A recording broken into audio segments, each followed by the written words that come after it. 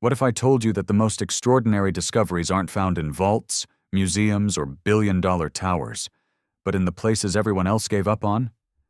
This isn't just another story about a farmer. It's not about crops or cattle or the grind of everyday life. This is about a man the world laughed at, until the day he stepped into an abandoned barn and uncovered something that would change his fate forever. This is Celebrity Undercover Stories, where ordinary lives collide with secrets hidden in plain sight. A tale that feels part undercover boss, part undercover CEO, and all mystery drama. If you've ever wondered whether one stubborn decision can rewrite a destiny, stay right here. Because once you hear what Ethan Cole found, you'll never look at ruins the same way again.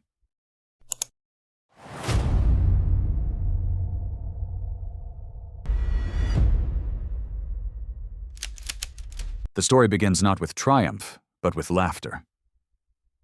Cruel laughter. In the small town of Willow Creek, people gather at the diner every morning like clockwork. They sip burnt coffee, chew on toast that's more crust than bread, and pass the time the way small towns often do, by talking about other people's business. And lately, their favorite subject was a man named Ethan Cole. Ethan wasn't rich. He wasn't powerful. In fact, most of his 42 years had been spent working other men's fields, bent over soil that was never his, driving tractors with someone else's name on the title. He was the kind of man you could walk past in the hardware store and forget the second he left your sight. The son of migrant workers. The boy who spent summers hauling hay while others played football. The man who never seemed to climb higher than the bottom rung. But then he did something no one expected. Something the town couldn't stop talking about. He bought the abandoned red barn at the edge of Willow Creek. They said he paid less for it than he did for the beat-up pickup truck he drove every day. They said it was a waste of money, a pile of timber held together by dust and prayer. They said Ethan had finally lost his mind. Cole must have gone crazy, one farmer chuckled at the diner counter, shaking his head. Buying that death trap? He'll be lucky if the roof doesn't crush him before the month's out. The laughter rolled across the diner like smoke. Some called him foolish. Others whispered, desperate. But no one, not a single person, thought of Ethan as a man with vision. And yet Ethan said nothing. He sat alone at a corner booth, his coffee growing cold, his face calm but unreadable. He didn't bother defending himself, because deep down, Ethan had learned something long ago. People will laugh right up until the day they don't. For Ethan, that barn wasn't just wood and nails.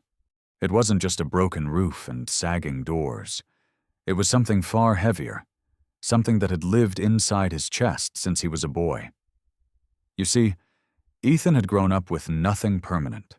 No family home that lasted more than a season.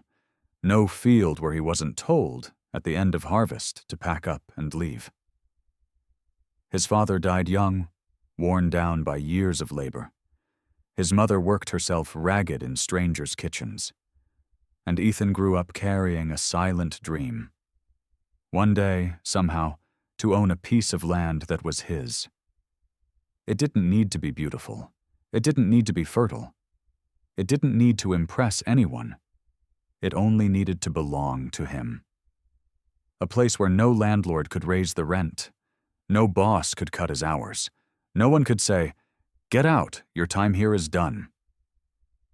For Ethan, ownership wasn't about wealth. It was about dignity, about finally planting roots deep enough that no storm could rip them out. But dignity is expensive, and for a man who lived paycheck to paycheck, the dream always seemed just out of reach. Every time he saved a few $100s, something came along to take it away. A busted transmission, medical bills, unexpected debts. The dream faded year after year. Until one morning, while sipping weak coffee in that same diner where he'd spent most of his life invisible, Ethan noticed a folded scrap of newspaper. It was an auction notice, a property sale. Just a barn and a sliver of land on the outskirts of town. Most people wouldn't have given it a second glance. But Ethan's eyes locked onto the address. He knew the place. Everyone in Willow Creek did. The barn had been empty for decades. The family that once owned it had vanished long ago, leaving behind nothing but stories and gossip. Some claimed it was cursed. Some said drifters used it and disappeared. Others insisted it was simply a hazard waiting to collapse. But where others saw ruin, Ethan saw possibility. The day he signed the papers, the air smelled of rain. Ethan stood outside the courthouse, clutching a thin folder of documents. Cold black letters spelled out what he could hardly believe. The barn and the land it sat on now belonged to him. It had cost him almost nothing. Less than a second-hand car. Less than a month's wages for some men. But for Ethan, the weight of the purchase pressed heavier than gold. Because this wasn't just a transaction. It was the first time in his life that his name stood alone on a deed. Still, as he walked to his truck, he could feel the eyes of the town on his back. Some smirked. Others shook their heads. And Ethan knew what they were thinking. What kind of man puts his savings into a dying barn? He didn't answer them. Instead, he ran his hand along the papers, feeling the ink as if it were carved into his skin. To him, it wasn't just a barn. It was the beginning of something he'd been chasing all his life. What Ethan couldn't know, what no one in Willow Creek could imagine, was that the barn wasn't just broken wood and rusting nails.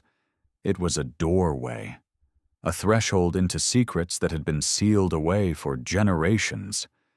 The people who laughed at him would laugh no longer. Because inside that barn, hidden beneath years of dust and silence, waited something that would change Ethan's fate forever. And the barn, well, the barn had been waiting for him all along.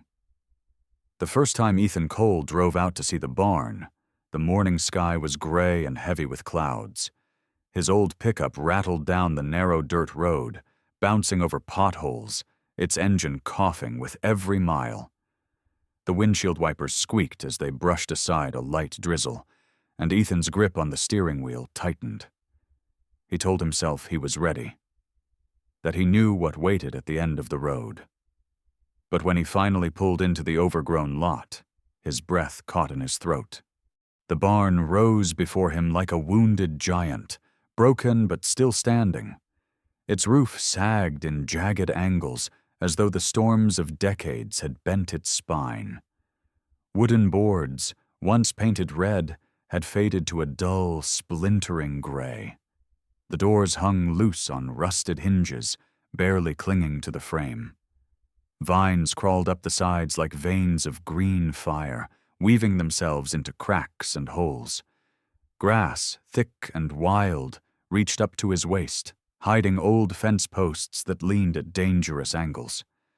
To anyone else, it was nothing but ruin, a structure begging to collapse, a hazard better suited for bulldozers than dreams.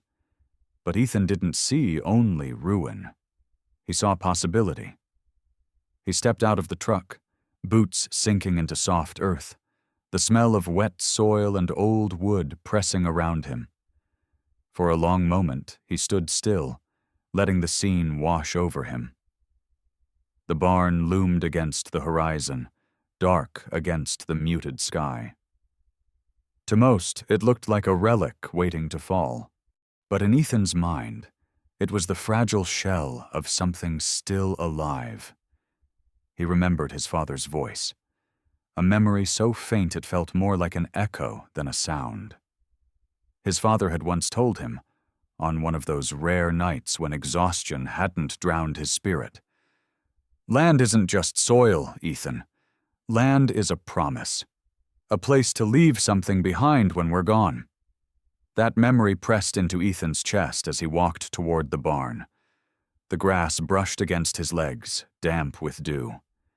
Each step seemed heavier than the last. It wasn't fear exactly, but a strange pull, as though the place was testing him, asking whether he truly belonged here. When he reached the doors, he hesitated. His hands hovered over the splintered wood. Then he pushed.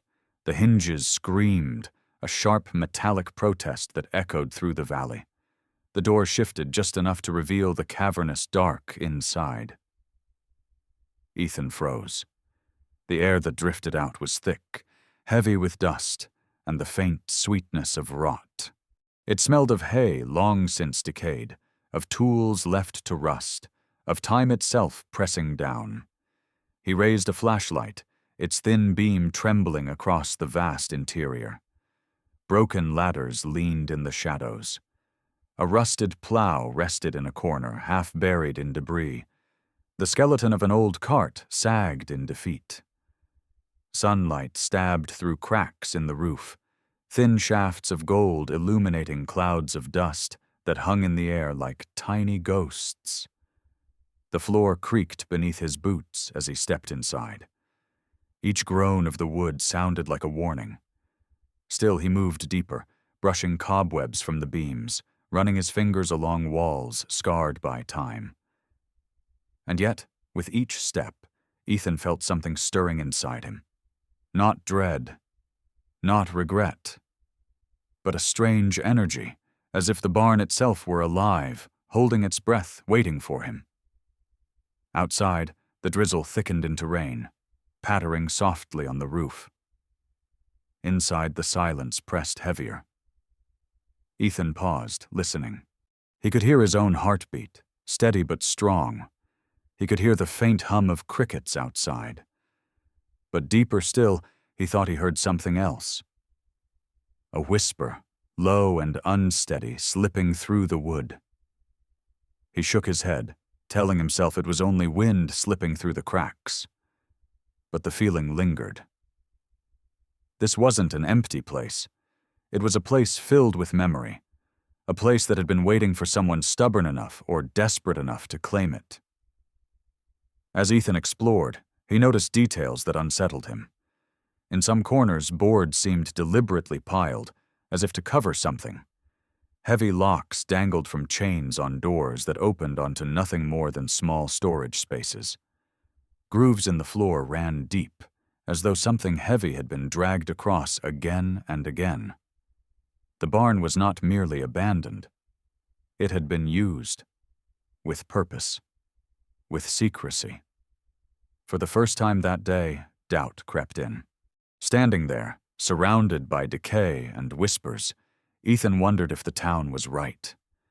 Had he thrown his savings into a hole that would swallow him whole? Was this truly the beginning of something? Or the end? But then he stepped back outside, rain falling steady now, and looked at the barn from a distance. Silhouetted against the sky, its crooked roofline carved sharp against the clouds, it looked less like a ruin and more like a challenge.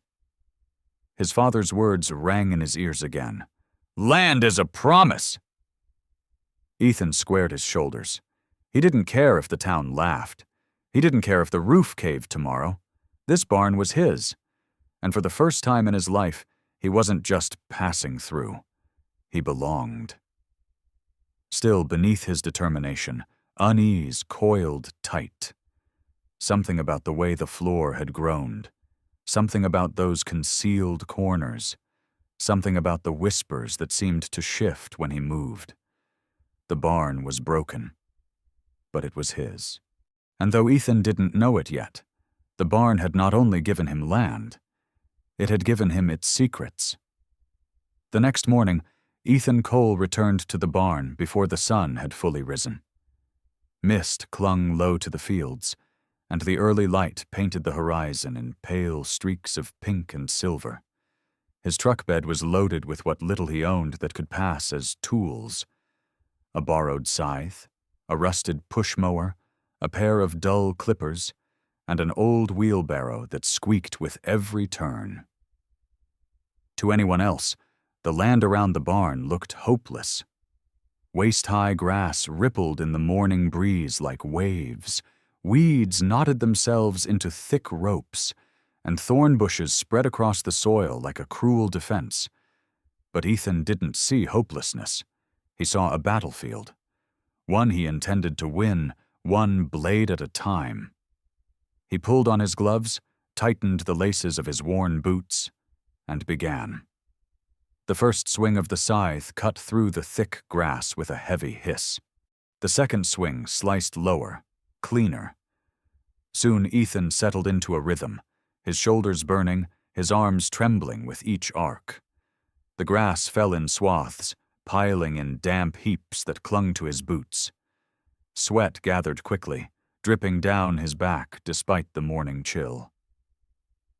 Hours passed. His shirt clung to his skin, his hands blistered beneath the gloves, and every muscle in his body begged him to stop. But Ethan kept going. He thought of all the times he'd been told he wasn't enough. He thought of the smirks at the diner, the whispers behind his back, the small-town judgment that had chased him his whole life. And with every swing of the scythe, he cut through more than grass. He cut through doubt. He cut through humiliation. By midday, the first stretch of land lay bare. And beneath the tangled mess, he discovered something unexpected. Faint outlines of an old yard, stones half buried under soil, a narrow path leading directly to the barn doors. It was as though the land itself was remembering what it once had been. Ethan straightened, wiping his brow. For the first time, the barn didn't look quite so lonely. It looked like it wanted to come alive again. But the barn had secrets, and they didn't reveal themselves kindly. When Ethan pushed through the doors again, determined to start clearing the inside, the air grew heavier. The smell of mildew clung to him, thick and sharp. Sunlight streamed through holes in the roof, turning dust into golden smoke. The floor groaned louder this time, each step echoing like a warning. He began hauling debris, broken planks, rusted tools, piles of rope that crumbled at his touch. A collapsed wheelbarrow split apart in his hands. He dragged everything out piece by piece, the wheelbarrow outside filling with splinters and iron scraps. And then he noticed something strange. One corner of the barn seemed too carefully arranged. Boards leaned against one another as though placed there, not fallen naturally. Chains hung from hooks on the wall, their locks rusted but intact. And across the floor, deep grooves cut into the wood, lines gouged over and over again as if something heavy had been dragged. Ethan crouched low, running his fingers along the marks. They weren't random. They were deliberate. This barn hadn't been left to rot. It had been used, hidden, concealed. A chill ran down his spine. He told himself it was nothing, just tricks of time, scars from farmers long gone. But the more he looked, the less convinced he became. The silence pressed too close. The shadows seemed to lean in.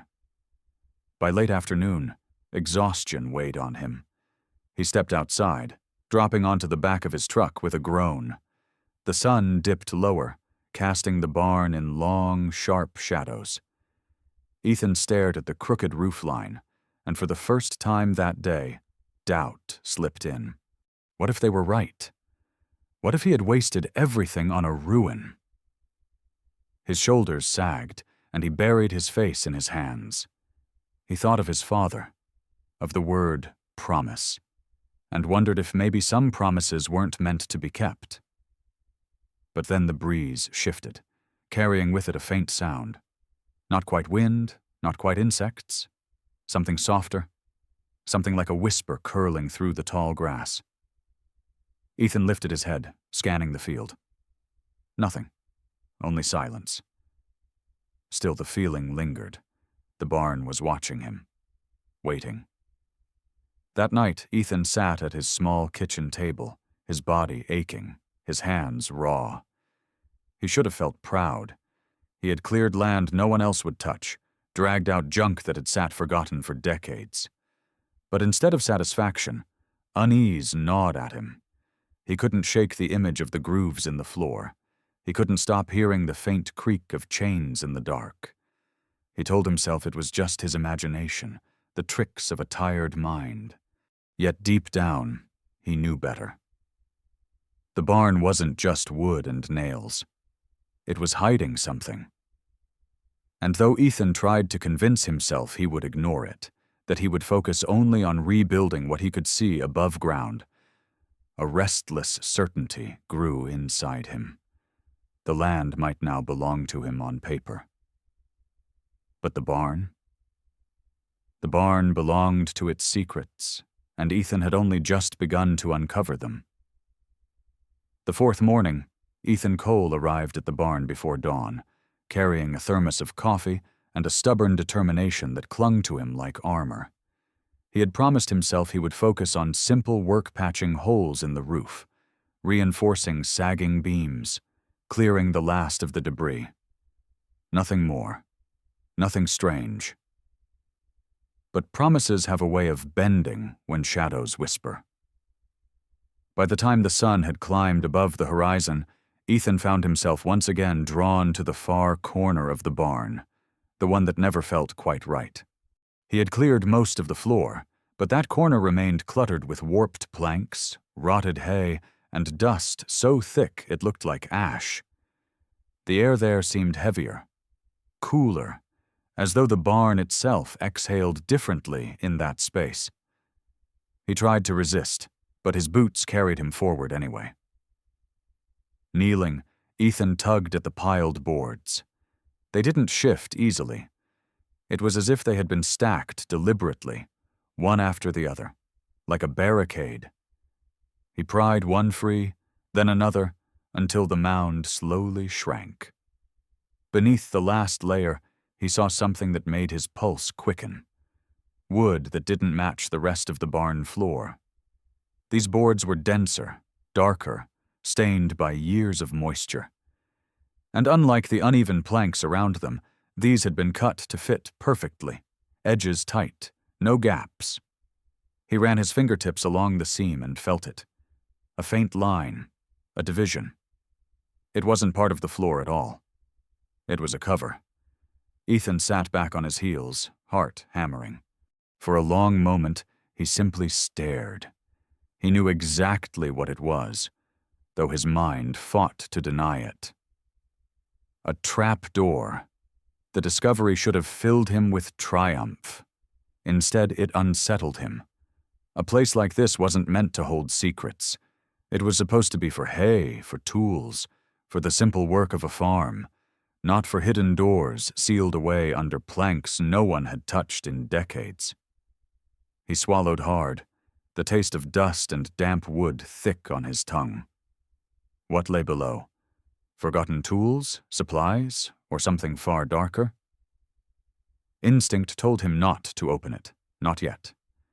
The barn already moaned and creaked beneath his weight, every board complaining like an old man's bones. Who knew what dangers waited beneath?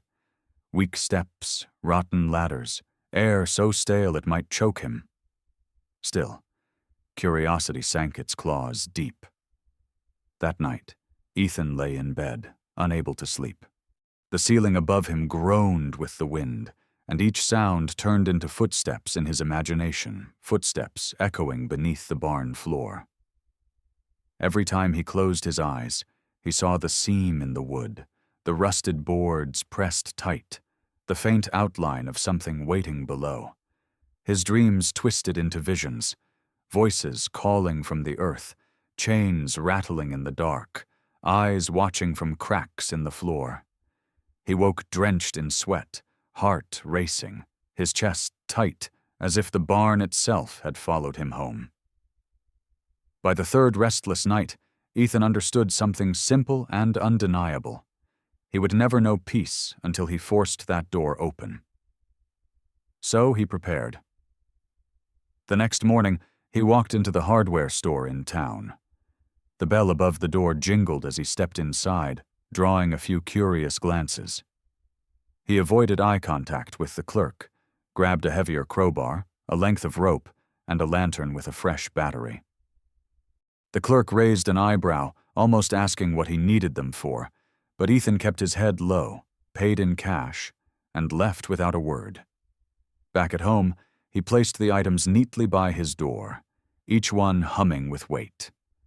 They weren't just tools, they were answers, or at least the promise of answers. The following morning broke cold and damp. Mist hung low over the fields as Ethan parked his truck near the barn. The wooden structure loomed in the fog, its crooked roofline etched against the pale sky like a scar. He carried the crowbar in one hand, the lantern and rope slung over his shoulder. Inside, the barn greeted him with silence. Dust swirled in thin shafts of light, and the smell of mildew clung to the air. Each step echoed too loudly, bouncing off beams like a warning drum. At the far corner, the boards waited. Ethan knelt, set the lantern on the ground, and ran his hands over the surface again. His pulse pounded in his ears. He hooked the crowbar into the first seam and pulled. The boards groaned, but held. He struck harder. Sweat broke across his forehead despite the chill. Finally, with one last heave, the first board shifted, snapping loose with a sound like bones cracking. Underneath, an iron loop protruded, half buried in dust. Attached to it was a padlock, long corroded but still intact. Ethan froze. This wasn't just a floor cover. This was something someone had wanted kept shut. He leaned closer, pressing his ear to the wood. For a moment, he thought he might hear something, air moving, water dripping, maybe even voices. But all that met him was silence. Heavy, suffocating silence. His hands itched to break the lock, to force it open, to know. But instinct whispered caution. The barn above was dangerous enough. What waited below could be worse. Slowly, reluctantly, he lowered the boards back into place. Not today. Still, as he stood, brushing dust from his jeans, his eyes never left the corner. The barn had given him its first secret, and Ethan knew it was only a matter of time before he returned with crowbar and lantern in hand, ready to wrench open the trap door and face whatever waited beneath. Ethan Cole told himself he wouldn't rush, that he'd wait until he had more time, more strength, maybe even another pair of hands. But secrets don't let go once they've been uncovered. They cling, they haunt, and the trapdoor in the barn's corner haunted him like nothing else ever had. 3 days passed in restless silence. 3 nights of dreams that dragged him into darkness, where footsteps echoed beneath the earth and voices whispered his name. By the morning of the 4th day, he couldn't stand it anymore. He loaded the lantern, the rope, and the crowbar into the bed of his truck and drove straight to the barn. The air was sharp and cold when he arrived. A faint mist curled across the fields, wrapping the barn in ghostly veils. He pushed open the groaning doors and stepped inside. The place felt different now, less like a ruin, more like a challenge. The trapdoor waited in the corner, boards pressed tight like lips holding back a secret. Ethan set the lantern down, its glow spilling across the floor, and gripped the crowbar. His heart hammered so loud it seemed to shake the rafters above. The first strike against the lock rang out like thunder. Rusted iron groaned in protest. He struck again, harder. Sweat dripped down his temple. On the 3rd heave, the lock snapped open with a crack that seemed to ripple through the entire barn. Dust rained down from the beams overhead. Ethan froze, breathless, listening. But nothing came, only silence. With trembling fingers, he hooked the iron loop and pulled. The boards lifted slowly, unwilling to surrender. A smell of damp earth and mildew rushed up to meet him, curling around his arms like cold breath. Beneath the boards, a narrow staircase descended into darkness. For a moment, Ethan just stared. The sight was so surreal it hardly felt real. This wasn't a cellar. It was something deeper, older, something meant for secrecy, not storage. He looped the rope around a sturdy beam, slung the lantern over his shoulder, and placed his boot on the first step. The stone was slick, worn smooth with age. His hand brushed the wall to steady himself, damp moss clinging to his palm. Each step took him further from the barn above, further from daylight. The air thickened with the scent of mold and history. The sound of dripping water echoed somewhere unseen. By the time he reached the bottom, the lantern's glow was the only light left. The chamber opened wide, carved of stone and earth. The ceiling arched low, forcing him to stoop. Wooden shelves lined the walls. Many collapsed under the weight of years. Their contents spilled across the ground, crates warped with rot, iron nails rusted to powder, boxes stacked crooked and broken. Ethan swept the lantern beam across the room, and his breath caught. Helmets lay in a pile against one wall, dented and faded, their paint long gone.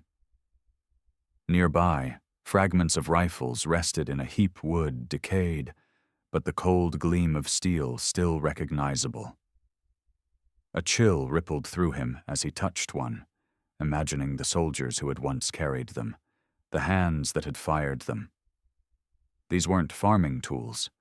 They were relics of war. He moved carefully, every step crunching against damp earth. In one corner, he found envelopes sealed in wax, their paper yellowed and curling. The ink had bled with moisture, but faint stamps and faded dates still showed through. His lantern flickered over the markings, military insignias, signatures, orders. His pulse quickened. What was this place? Ethan ducked through a narrow archway into a smaller chamber. The air grew colder. Against the far wall sat the rusting skeleton of an engine, its parts scattered like bones.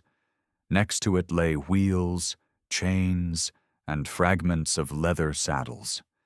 He realized with awe that these were pieces of early motorcycles, left here to decay.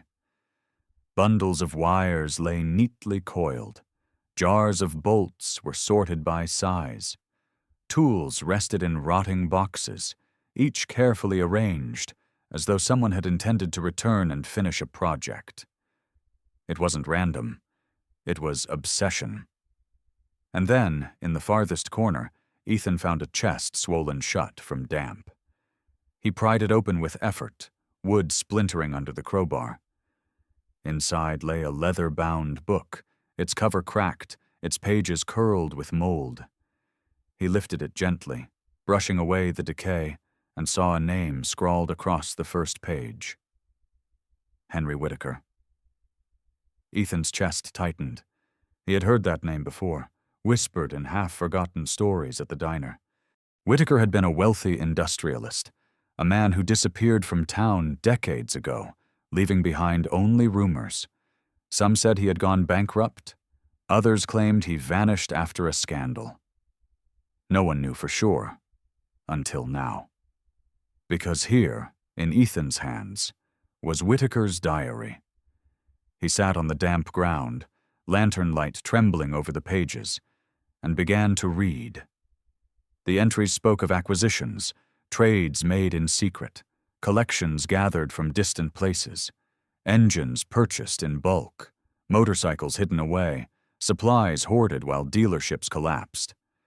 Whitaker described them not as machines but as treasures. Chrome shining like gold, the hum of pistons like music, the scent of leather like memory.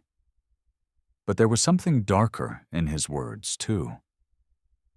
Fear, neighbors asking questions, strangers watching through the slats at night, a constant paranoia that what he had built would be stolen. The underground chamber wasn't just storage. It was a vault. A fortress Whitaker had built against the world. Ethan closed the diary and held it against his chest. He could feel the weight of another man's obsession pressing down on him. He had uncovered more than relics. He had uncovered a life, a mind consumed by secrecy, driven by the need to preserve what others discarded. The silence pressed heavy as he sat there, listening to the drip of water and the faint beating of his own heart. He should have felt triumph. Instead, he felt burdened, because this wasn't just discovery, it was inheritance. And as he rose slowly, lantern casting long shadows across the chamber, Ethan understood something with chilling clarity. The barn had chosen him, and it would never let him go. Ethan Cole had always believed storms were just part of country life. Rain swelled rivers, wind bent trees, thunder rattled windows. Nothing more than nature reminding folks who really held the power. But on that night, the storm felt different. It felt personal. For days, Ethan had sensed it coming. The air grew heavier, thicker, as if the sky itself was holding its breath. Even the birds seemed restless, their cries sharper, their flights shorter. The barn groaned louder with each passing breeze, its tired frame shuddering in protest. Ethan patched what he could hammered nails into sagging beams, layered rough boards across holes in the roof, but every repair felt like a losing battle. And when the first drop of rain struck his window that evening, Ethan knew the night had come when all of his efforts would be tested. He didn't try to sleep. Instead, he pulled on his boots, grabbed his jacket, and drove out into the rising storm. His old truck jolted over muddy ruts as branches whipped across the windshield. Headlights cut through sheets of rain, revealing the barn ahead, like the shadow of a shipwreck stranded on land. Lightning flashed, splitting the sky, and for a moment the crooked structure glowed stark and skeletal against the horizon. It looked less like a barn and more like a grave marker. Ethan parked at the edge of the lot and pushed through the downpour. The barn doors shuddered violently in the wind. He gripped the handles, the wood slick beneath his fingers, and yanked them open. The storm roared inside at once, howling through cracks and holes, shaking the walls as though determined to rip the place apart. The smell of wet wood and decay rushed around him. Water streamed down beams, dripping through the roof in steady rivulets. The floorboards, already weak, sagged under the weight of pooling water. And yet, in the far corner, the trap door waited. The secret below wasn't safe from the storm. If the barn collapsed, everything hidden beneath would be drowned, crushed, and lost forever. Ethan's heart pounded as he realized what he had to do. He dragged the lantern closer, secured a rope around a sturdy beam, and pulled the boards free. The smell of earth surged upward, stronger than ever, mixing with rainwater seeping down. He descended quickly, boots slipping on the slick stone steps, lantern light swinging wildly in the darkness. The underground chamber was no longer silent. Water dripped faster now, echoing like 1,000 ticking clocks. Patches of soil ran wet, small streams trickling through cracks in the walls. Boxes sagged and split, their contents swelling into mush. Papers dissolved into pulp before his eyes. Ethan's chest tightened. He couldn't save it all, but he had to save something. He rushed forward, grabbing the leather-bound diary, tucking it inside his jacket. He pulled a stack of photographs sealed in plastic from a collapsing crate.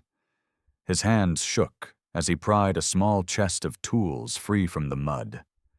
The storm above roared louder, thunder shaking dust loose from the ceiling. A beam cracked, echoing down the stairwell like gunfire. Panic clawed at Ethan's throat. If the stairs collapsed, he would be buried alive. But he couldn't leave yet, not without the engines. He heaved against a crate half buried in the dirt, muscles screaming as he dragged it towards the steps. Metal parts clinked and clattered inside, relics of Whitaker's hidden collection. The lantern flickered dangerously, shadows leaping across the walls like restless spirits. At last, gasping, Ethan reached the stairs. He pulled the crate upward, one step at a time, rainwater dripping into his eyes. Lightning flashed again, illuminating the chamber like a twisted cathedral, and for a single heartbeat, Ethan swore he saw the relics shimmer as though alive, as though history itself refused to die. Then the thunder crashed, and the vision shattered. Above ground, chaos reigned. Beams cracked and fell around him, shattering into splinters. The loft groaned, sagging dangerously. Ethan dragged the crate through the doorway, stumbling into the storm. He loaded it onto the bed of his truck, then turned back, soaked to the bone, eyes burning with desperation. He plunged inside again. Each trip was more dangerous than the last. A beam crashed to the ground only moments after he'd moved clear. Water rose across the floor in dark pools. The barn moaned like a dying beast. Ethan's body screamed for rest, but his mind refused to quit. He grabbed what he could. Tools, scraps of metal, another small bundle wrapped in cloth, and hauled them into the storm. His boots slipped in the mud. His arms ached with every step. But still he pressed on. Finally, he realized there was no more time. The barn had reached its breaking point. He staggered out with one final bundle clutched against his chest, just as the roof gave way. With a sound like a sigh mixed with a scream, the entire structure bowed inward. Shingles, beams, and splintered wood collapsed in a crashing wave. Sparks flared as some hidden wire snapped, briefly illuminating the ruin in a ghostly light. And then it was over. The barn, once the keeper of secrets, was nothing more than a heap of broken timber, its treasures buried once more beneath wreckage and rain. Ethan stood in the storm, chest heaving, clothes plastered to his skin. He turned toward his truck. The bed, though far from full, now held proof pieces of history rescued by sheer stubbornness. The diary, the photographs, the tools, the engine parts. Not everything, but enough. Enough to know he hadn't imagined it. Enough to prove the barn's whispers had been real. When dawn broke, the storm drifted away, leaving the fields washed pale and clean. Steam rose from the wreckage as sunlight touched it. Ethan sat on the tailgate of his truck, soaked and exhausted, staring at the ruins. He felt no triumph, only a quiet certainty. The barn was gone. But the story it held was not. It had tested him, nearly destroyed him. Yet in the end, he had emerged with its heart intact. The morning after the storm, Willow Creek buzzed with whispers. Word traveled fast in a town that lived on gossip, and by sunrise, everyone knew the old barn had collapsed. Folks drove out in pickups to see the wreckage for themselves. They stood at the edge of the lot, boots sinking into the wet soil, shaking their heads as if they had been proven right all along. Knew it wouldn't last, one man muttered. Cole bought himself a pile of firewood, another chuckled. But when their eyes slid to Ethan's truck, their laughter faltered. Tarps covered bundles strapped tight in the bed. Iron gleamed faintly beneath the canvas. Curiosity burned in their glances, but Ethan said nothing. He only tightened the rope around the load and ignored their questions. Let them wonder. Let them gossip. The truth was, his alone to carry. Ethan rented a small shed on the outskirts of town, a squat, weathered building with just enough space to keep what he had salvaged. It wasn't much, but it was dry. Safe.